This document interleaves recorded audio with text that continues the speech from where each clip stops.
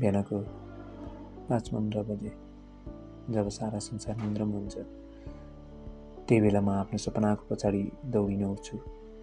Project 48 को पहिलो दिन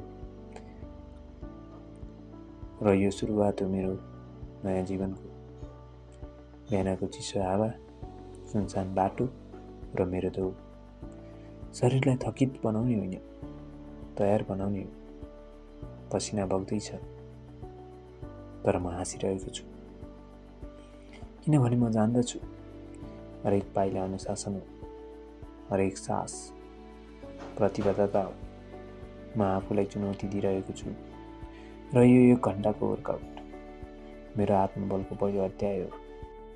6:53 गाडीमा समय चलिरहेको छ, तर म आफ्नो जिन्दगीमा परिवर्तन ल्याइरहेको छु। अब म मेरो डायरी खोलेर लेख्दैछु। आज मैले के गरेँ, के महसुस गरेँ, के सिकेँ। लेख्दै जाँदा लाग्छ हरेक अक्षर मेरो परिवर्तनको प्रमाण हो। ट्र्याक गर्दैछु मेरो प्रगति। अब म बसिरहेको छु शान्त र एकाग्र भएर। हातमा किताब छ, द मङ्कको सोल्ड हिज फरारी। आजको 10 पाना पढ्दै गर्दा महसुस हुन्छ सफलता गाडी, घर वा पैसा होइन, सन्तुलन, उद्देश्य र आत्मज्ञान हो। हरेक पानामा एक प्रेरणा छ, एक सङ्केत छ कि जीवन बदल्न बाहिरी कुरा होइन, भित्रको सोच बदल्नुपर्छ। डे 1 सकियो, तर यात्रा सुरु मात्रै भएको हो। अब 47 दिन बाँकी छन्।